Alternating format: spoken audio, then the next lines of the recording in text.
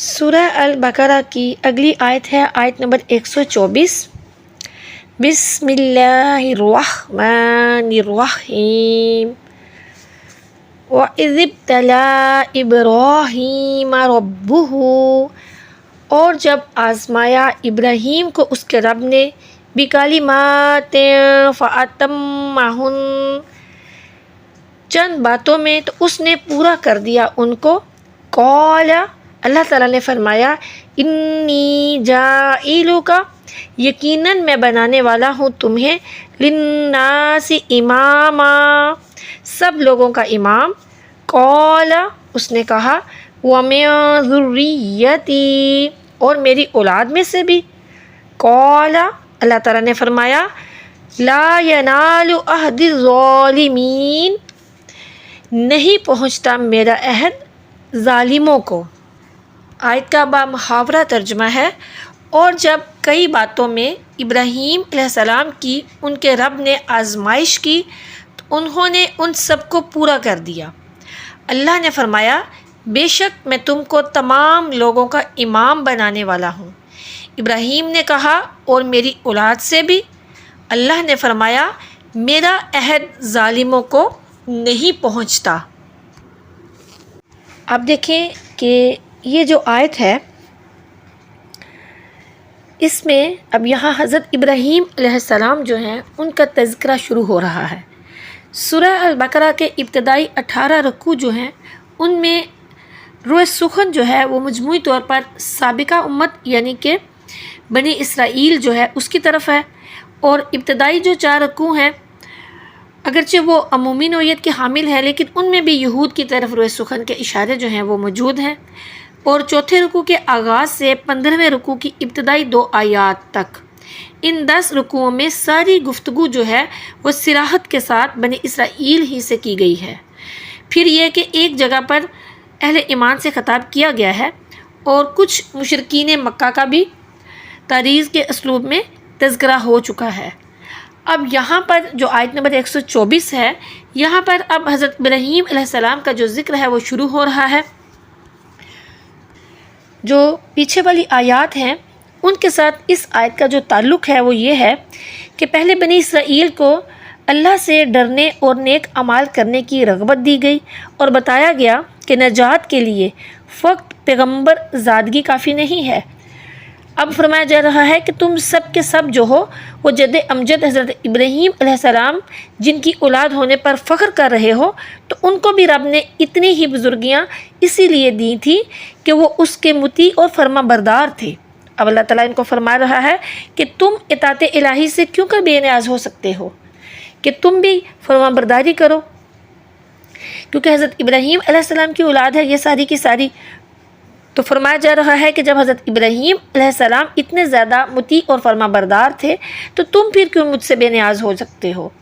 پچھلی آیت میں بنی اسرائیل کو تقوی اور طہارت کا حکم دیا گیا، اب بتایا جا رہا ہے کہ تم کو یہ صفات اسلام لانے پر حاصل ہوں گی، کیونکہ اسلام میں وہ چیزیں موجود ہیں جو کہ دین ابراہیم میں تھی۔ پھر یہ کہ بنی اسرائیل جو ہیں وہ اپنے آپ کو اولاد ابراہیمی ہونے کے بارے میں یہ کہتے تھے کہ وہ اولاد ابراہیم ہے، اس لیے ان کے لیے یہ کافی ہے کہ ان کو نجات حاصل ہو جائے گی۔ اب اس آیت میں بتایا جا رہا ہے کہ حضرت ابراہیم علیہ السلام سے پہلے ہی کہہ دیا گیا تھا کہ آپ کی بعض اولاد جو ہے وہ ظالم ہوگی اور وہ دینی پیشوا نہیں بن سکے گی، تو لہٰذا ان کو اللہ تعالیٰ فرما رہا ہے کہ چونکہ تم ظالم ہو تو تم لوگوں کے سردار تو کیا بنو گے، تم تو عذاب سے بھی نجات نہیں پا سکتے جب تک کہ تم نبی آخر الزمان سیدنا محمد مصطفیٰ کریم صلی اللہ علیہ وآلہ وسلم پر ایمان نہ لے آؤ۔ اب یہاں چونکہ حضرت ابراہیم علیہ السلام کا ذکر شروع ہو رہا ہے تو میں چاہوں گی کہ میں آپ کے ساتھ حضرت ابراہیم علیہ السلام کے بارے میں تھوڑی ڈیٹیل کے ساتھ بات کروں۔ اس ٹاپک پر ہم تھوڑا ڈیٹیل سے پڑھیں گے کہ حضرت ابراہیم علیہ السلام کون تھے، ان کے والد کون تھے، اور ان کے یہ سارے جو انبیاء کرام علیہ السلام جو ان کی اولادیں ہیں ان کے بارے میں ڈیٹیل سے پڑھیں گے۔ حضرت ابراہیم علیہ السلام تارخ ابن ناخور کے فرزند ہیں، اور آپ کا نام ابراہیم اور آپ کا لقب ابو دیفان ہے، اور حضرت ابراہیم علیہ السلام جو ہیں ان کی نسل سے بنی اسماعیل اور بنی اسرائیل یہ دو شاخیں ہیں۔ حضرت ابراہیم علیہ السلام کی زوجہ محترمہ حضرت ہاجرہ رضی اللہ تعالیٰ عنہا، ان سے حضرت اسماعیل علیہ السلام پیدا ہوئے جو کہ بڑے تھے، اور حضرت ابراہیم علیہ السلام کی جو دوسری بیوی ہیں حضرت سارہ رضی اللہ تعالیٰ عنہا، ان سے حضرت اسحاق علیہ السلام پیدا ہوئے، اور ان حضرت اسحاق علیہ السلام جو ہیں ان کے آگے بیٹے حضرت یعقوب علیہ السلام جن کا لقب جو ہے وہ اسرائیل تھا، اور پھر ان کے 12 بیٹوں سے بنی اسرائیل کے 12 قبیلے جو ہیں وہ وجود میں آئے۔ حضرت اسماعیل علیہ السلام کو حضرت ابراہیم علیہ السلام نے خانہ کعبہ کے پاس وادی غیر ذی زرع میں آباد کیا تھا، جن سے ایک نسل بنی اسماعیل چلی۔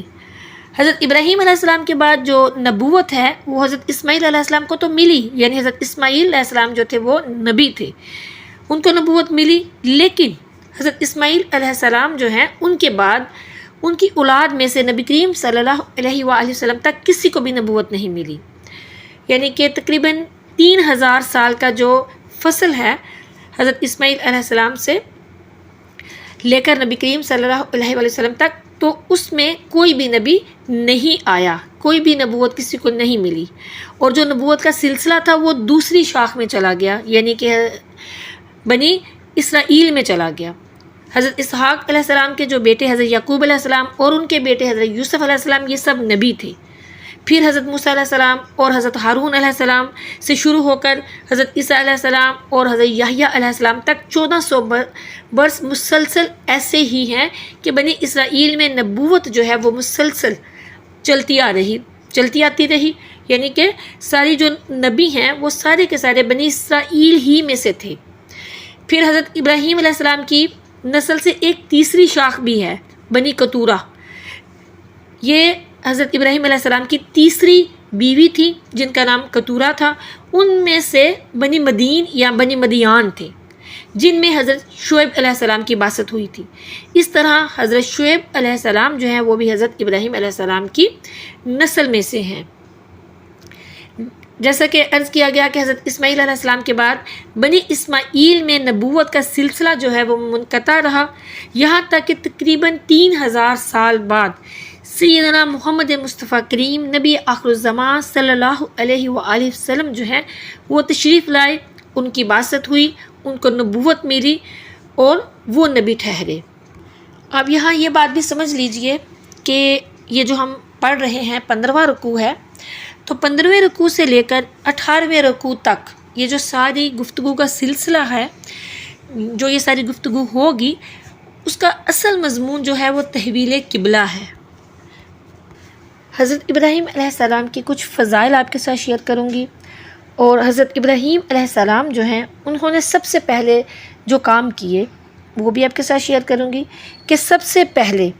حضرت ابراہیم علیہ السلام نے ہی اپنی اور اپنی اولاد کا جو ہے اپنا اور اپنی اولاد کا ختنہ کیا تھا۔ آپ سے پہلے جو پیغمبر تھے وہ ختنہ شدہ پیدا ہوتے تھے،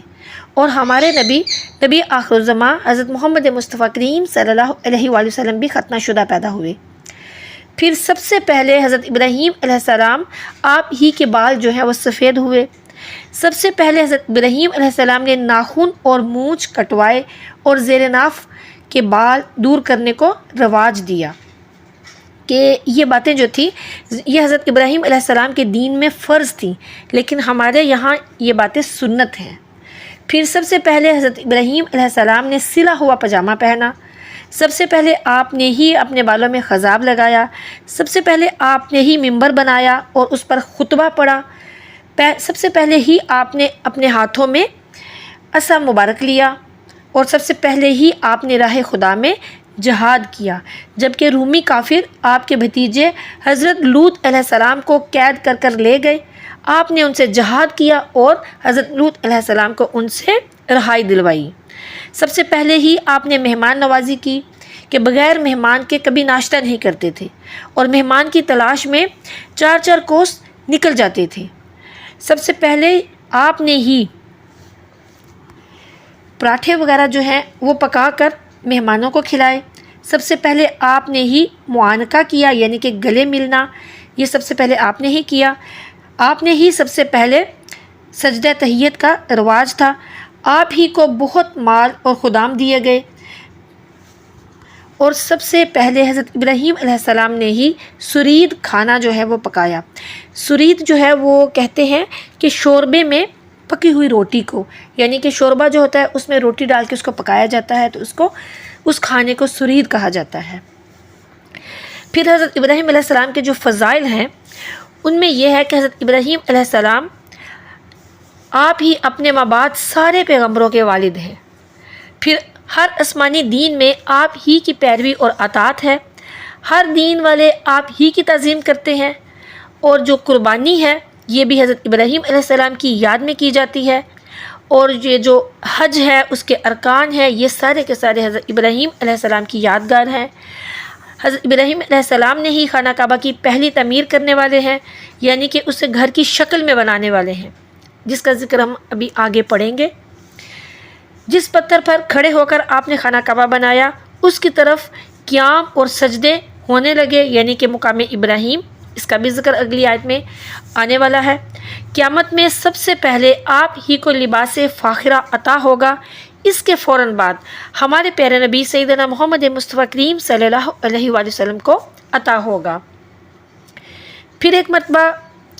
روایت ہے کہ ایک مرتبہ آپ کے زمانے میں قحط سالی ہوئی، غلہ کہیں بھی میسر نہیں ہوتا تھا، تو آپ نے بوریوں میں سرخ ریت بھروا کر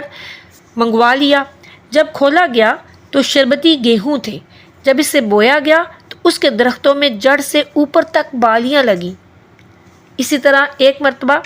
کفار نے آپ پر شیر چھوڑ دیے، شیروں نے کیا کیا؟ حضرت ابراہیم علیہ السلام کو سجدہ کیا اور حضرت ابراہیم علیہ السلام کے قدم کو چاٹنے لگے۔ اسی طرح حضرت ابراہیم علیہ السلام کے فضائل میں ہے، امام احمد نے اپنی مسند میں اور حاکم اور بہقی وغیرہ محدثین جو ہیں انہوں نے نقل کیا ہے کہ مسلمانوں کے مردہ بچوں کی، یعنی کہ جو مسلمانوں کے بچے چھوٹے بچے مر جاتے ہیں ان سب کی عالم برزخ میں حضرت ابراہیم علیہ السلام اور حضرت سارہ رضی اللہ تعالیٰ عنہا جو ہیں وہ پرورش کرتے ہیں وہاں پر عالم برزخ میں۔ ماشاءاللہ حضرت ابراہیم علیہ السلام کے بارے میں بہت سے فضائل ہیں، بہت سی ان کی برکتیں ہیں، بہت سی ان کی نرالی شان ہے کہ تمام انبیاء کرام جو ہیں ان کے بعد انہی کی اولاد میں سے ہیں، یہ بہت بڑی شان ہے۔ چلیں اب ہم چلتے ہیں اپنی آیت کی تفسیر کی طرف۔ تو آیت جہاں سے شروع ہو رہی ہے وَإِذِ ابْتَلَىٰ، اور جب آزمایا،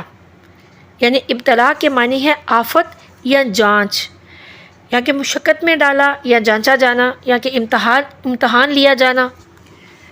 آگے ہے ابراہیم، یہ لفظ سریانی ہے، اس کے معنی ہے اب رحیم، یعنی مہربان باپ۔ چونکہ حضرت ابراہیم علیہ السلام بچوں پر بہت مہربان تھے، مہمان نوازی اور رحم و کرم میں بھی آپ بہت مشہور ہیں، اسی لیے آپ کو ابراہیم کہا جاتا ہے۔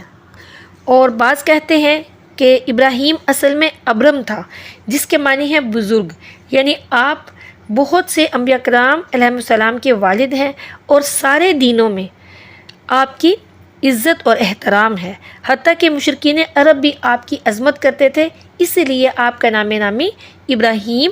یہ ہوا۔ خلاصہ تفسیر اس آیت کا یہ ہے، اللہ تعالیٰ فرما رہا ہے کہ اے نبی صلی اللہ علیہ وآلہ وسلم، آپ ان یہود و نصارہ بلکہ سارے ان کفار کو جو حضرت ابراہیم علیہ السلام کو اپنا آقا اور پیشوا سمجھتے ہیں ان سے فرما دیجئے کہ تم طریقہ ابراہیمی پر نہیں ہو، وہ تو ہمارے نہایت فرما بردار بندے تھے، ہم نے انہیں کئی باتوں میں آزمایا اور وہ سچے نکلے، ہم نے ان کو ان کے پیارے بیٹے کی قربانی کا حکم دیا اور وہ قربان کرنے کے لیے تیار ہو گئے، ستارہ پرستوں کی محبت توڑنے بلکہ وطن چھوڑنے کو بھی فرمایا تو انہوں نے ویسے ہی کر دکھایا کہ سب کچھ چھوڑ کر ملک شام میں آ بسے، ریگستان عرب کو بسانے اور خانہ کعبہ بنانے کا حکم دیا تو فوراً اپنی بیوی ہاجرہ اور بیٹے اسماعیل علیہ السلام کو وہاں بسا دیا اور خانہ کعبہ بنا دیا، ایمان پر رہ کر نمرود کی آگ میں پڑنا منظور کیا۔ اس کے علاوہ بہت سے ہمارے احکام، نماز، زکوٰۃ، ظاہری باطنی طہارت، ختنہ وغیرہ یہ سارا کچھ حضرت ابراہیم علیہ السلام جو ہیں وہ بجا لائے۔ تو اللہ تعالیٰ فرما رہا ہے کہ اس کے صلے میں ہم نے ان سے کہا کہ ہم تم کو تمام لوگوں کا امام یعنی کہ پیشوا بنانا چاہتے ہیں کہ تمام دینوں میں تمہارا چرچا رہے گا، انبیاء تمہاری اولاد میں سے ہوں گے، قیامت تک تمہارے کعبے کا حج ہوتا رہے گا، دور اور قریب سے اس کی طرف گردنیں جھکتی رہیں گی، لوگ تمہاری اور تمہارے بیٹے اسماعیل علیہ السلام کی اور حضرت ہاجرہ رضی اللہ تعالیٰ عنہ کی نقل کر کے حاجی بنا کریں گے۔ سبحان اللہ۔ نبی آخر الزماں سیدنا محمد مصطفیٰ کریم صلی اللہ علیہ وآلہ وسلم کی امت اپنی نمازوں اور خطبوں میں اس محبوب کے ساتھ تم پر بھی درود بھیجا کرے گی، یعنی کہ ہم سب نماز پڑھتے ہیں تو ہم درود ابراہیم پڑھتے ہیں، تو اللہ تعالیٰ نے حضرت ابراہیم علیہ السلام کو یہ شان عطا فرمائی۔ پھر اللہ تعالیٰ فرماتا ہے کہ قیامت میں بھی تمہاری پیشوائی ظاہر ہوگی۔ تو انہوں نے عرض کیا، یعنی حضرت ابراہیم علیہ السلام نے عرض کیا، اتنی زیادہ نعمتیں، اتنی زیادہ فضیلتیں عطا کی اللہ تعالیٰ نے، تو حضرت ابراہیم علیہ السلام نے فرمایا کہ اے میرے رب کریم، اے میرے مولا، میری اولاد میں بھی بابرکت لوگ پیدا کرنا تاکہ تیری فرما برداری ہمیشہ میرے خاندان میں رہے۔ تو اللہ تعالیٰ نے فرمایا کہ ہم نے ان کی دعا قبول فرماتے ہوئے کہا کہ اچھا تم سے وعدہ ہے، لیکن اس اقرار اور وعدے میں تمہاری وہ اولاد شامل نہیں ہوگی جو بدکار ہوگی، جو نافرمان ہوگی، اس اولاد کو یہ برکت نصیب نہیں ہوگی۔ تو اللہ تعالیٰ فرما رہا ہے کہ اے اسرائیلیوں، تمہیں لازم ہے کہ اپنے جد امجد کی پیروی کرو اور ان نبی آخر الزمان سیدنا محمد مصطفیٰ کریم صلی اللہ علیہ وآلہ وسلم پر ایمان لاؤ جن کے لیے انہوں نے دعائیں مانگی تھی، اور یہ مت سمجھو کہ نبوت جو ہے وہ بنی اسحاق کے لیے خاص ہے اور بنی اسماعیل بھی انہی کی اولاد ہیں، یعنی حضرت اسماعیل علیہ السلام بھی حضرت ابراہیم علیہ السلام کی اولاد ہیں، تو وہ بھی اسی وعدے میں شامل ہیں، کیونکہ بنی اسرائیل جو تھے ان کو یہی حسد اور یہی بغض تھا، جو کہ ہم پڑھ چکے ہیں کہ ان کو یہی بغض تھا کہ نبی آخر الزمان جو ہیں وہ بھی بنی اسرائیل ہی میں سے آئیں گے، تو بس جب وہ بنی اسماعیل میں سے تشریف لے آئے تو پھر ان کا یہ بغض اور حسد جو ہے وہ بڑھ گیا، اور انہوں نے نبی کریم صلی اللہ علیہ وآلہ وسلم کو ماننے سے انکار کر دیا۔ تو اللہ تعالیٰ فرما رہا ہے کہ جو نافرمان ہوں گے، جو میرے پیارے نبی صلی اللہ علیہ وآلہ وسلم پر ایمان نہیں لے کے آئیں گے، تو وہ سب جو ہیں وہ حضرت ابراہیم علیہ السلام کی اس دعا میں شامل نہیں ہیں، وہ فاسق اور فاجر لوگ اس دعا میں شامل نہیں ہیں۔ اس دعا میں وہی لوگ شامل ہیں جو کہ نبی آخر الزمان صلی اللہ علیہ وآلہ وسلم پر ایمان لائیں گے۔ یہاں پر ایک بات یہ سمجھ لیجئے، یہ جو ابتلا یہاں پر اس آیت میں ذکر کیا گیا ہے، آزمائشوں کا ذکر کیا گیا ہے، تو ان آزمائشوں میں حضرت ابراہیم علیہ السلام کی ان آزمائشوں میں بہت سے شرعی احکام بھی تھے، اور اللہ کی راہ میں آپ کی ہجرت اور بیوی بچوں کا بیاباں میں تنہا چھوڑنا وغیرہ، پھر اس کے بعد اپنے بیٹے حضرت اسماعیل علیہ السلام کی قربانی وغیرہ، یہ ساری جو باتیں ہیں، یہ ساری کی ساری آزمائشیں جو ہیں انہی کا ذکر جو ہے یہاں پر اس آیت میں کیا گیا ہے، اور ساتھ میں حضرت ابراہیم علیہ السلام کی دعاؤں کا بھی ذکر کیا گیا ہے۔ تو دعاؤں میں تو یہ تھا کہ حضرت ابراہیم علیہ السلام نے دعا کی تھی کہ اے میرے رب کریم، جنگل حرم کو شہر بنا دے، وہاں کے باشندوں کو قسم قسم کے پھل دے، اور پھر یہ بھی دعا تھی کہ نبی آخر الزمان صلی اللہ علیہ وآلہ وسلم کو بھی ان کی اولاد میں سے پیدا فرما۔ اور اس کے علاوہ جو ان کی آزمائشیں تھیں ان پر بہت بڑی بڑی آزمائشیں آئیں، 7 آزمائشیں جو ہیں، مصیبتیں جو بڑی بڑی ہیں، وہ یہ تھیں کہ آفتاب اور چاند سے آزمائش، سلطنت نمرودی کا مقابلہ، پھر بڑی عمر میں ختنہ کرنا،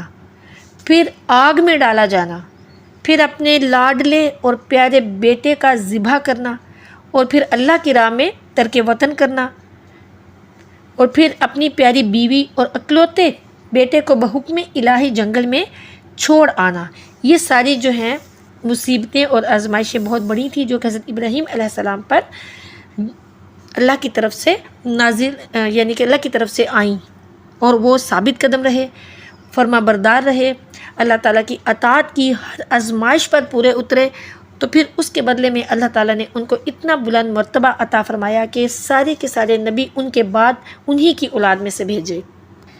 اس کے بعد احکامات کی جو آزمائش کی بات کی جا رہی ہے کہ ان کو جو ان کے دین میں جو احکامات تھے، احکام الہی، وہ بھی کچھ آپ کے ساتھ شیئر کروں گی۔ ان جو احکام ہیں ان میں کچھ تھوڑا سا اختلاف ہے کہ بعض نے فرمایا کہ وہ ارکان جو ہیں وہ حج کے تھے، بعض نے کہا 10 تھے اور بعض نے کہا 30 تھے۔ ان کی کچھ تفصیل یہ ہے کہ ان میں سے 5 سر کے متعلق تھے، کلی کرنا، ناک میں پانی ڈالنا، سر کی مانگ نکالنا، مونچھیں کٹوانا اور مسواک کرنا۔ 5 باقی بدن میں ختنہ، زیر ناف کے بالوں کھیڑنا، ناخن کٹوانا اور ڈھیلوں کے بعد پانی سے استنجا کرنا وغیرہ وغیرہ۔ یہ وہ 10 ہیں جن کے بارے میں کہا جاتا ہے کہ 10 تھے احکامات، اور بعض کچھ جو علماء ہیں وہ کہتے ہیں کہ 30 تھے۔ تو ان کی تفصیل یہ ہے: